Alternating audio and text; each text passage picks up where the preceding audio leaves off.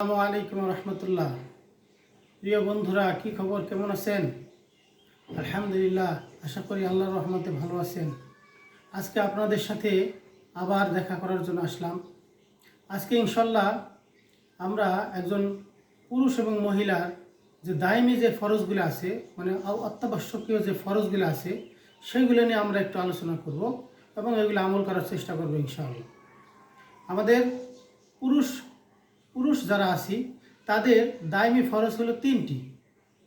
এক নম্বর ফরজ, যেটা সবসময় ইমানি হালতে থাকা বা ইমানি অবস্থায় থাকা।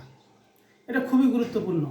ইমানি অবস্থায় থাকা মানে আল্লাহ তাআলার স্মরণ সবসময় মনের ভিতরে রাখা, যে আল্লাহ তাআলার জিকির সবসময় মনের ভিতরে জারি রাখা। আমরা সবসময় আল্লাহ তাআলাকে স্মরণ রাখবো। বলা হয়েছে ইমানি হালতে আমি কিভাবে আছি, বুঝবো কিভাবে?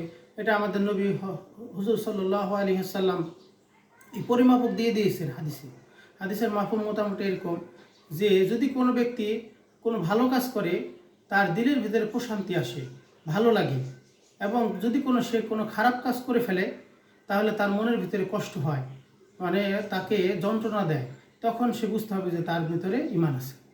এই জন্য আমরা সবসময় আল্লাহ তাআলার সবসময় জিকির হালতে থাকলে আমাদের ঈমানের হালত বোঝা যাবে। আর এটা সবসময় স্মরণে রাখা যে পৃথিবীর কেউ যদি আমাকে না দেখে, আল্লাহ তাআলা আমাকে অবশ্যই দেখতেছেন।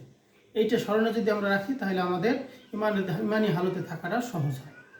দ্বিতীয়ত, আমাদেরকে সতর ঢেকে রাখা। আর সতর বলতে পুরুষের সতর হইল আমাদের এই নাভির উপর থেকে পায়ের টাকনুর উপর পর্যন্ত ঢেকে রাখা। এটা হলো পুরুষের সতর। এবং গায়েও মানে খালি গায়ে না থাকা, এটা একটা আদব বা মানে ভালো কাজ, যে খালি গায়ে না থাকা, এটা অনেক উপকার আছে। যাই হোক, আমাদের সতর হলো এই নাভির উপর থেকে টাকনুর আগ পর্যন্ত, মানে উপর পর্যন্ত। কেউ যদি সতরের কোনো অংশ বের করে রাখে তাহলে তার কিন্তু কবিরা গুনাহ হয়।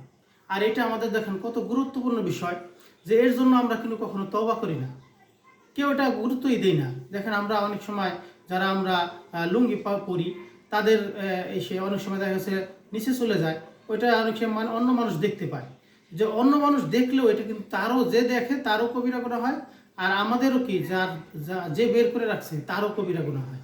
কত বড় মারাত্মক কথা বলো। এই জন্য সবাই আমরা ইনশাআল্লাহ সতর ঢেকে রাখার চেষ্টা করব।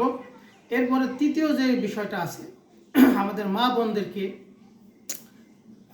বোনদেরকে অবশ্যই কি পর্দায় রাখার চেষ্টা করা।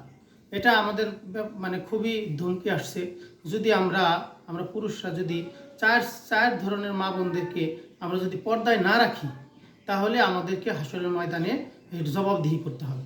সেটা হলো আমাদের মা, বোন, বিবি এবং মেয়েকে। এই চারটা মহিলা আমাদেরকে হাসরের ময়দানে কিন্তু ধরে ফেলবে। এটা আল্লাহ তাআলা হুকুম আসছে এবং হুজুর সাল্লাল্লাহু আলাইহি ওয়াসাল্লাম এটা বলে গেছে। এই জন্য আমরা এদেরকে কি করব, পর্দায় রাখার চেষ্টা করব। সবাই যাই হোক, আজকে এই পর্যন্তই। সবাই এই আমলগুলো আমরা করার চেষ্টা করবো ইনশাআল্লাহ। এই পর্যন্ত আজকে শেষ করতেছি। সবাই ভালো থাকবেন, সুস্থ থাকবেন, এই কামনায়। আল্লাহ হাফেজ। আসসালামু আলাইকুম রহমতুল্লাহ।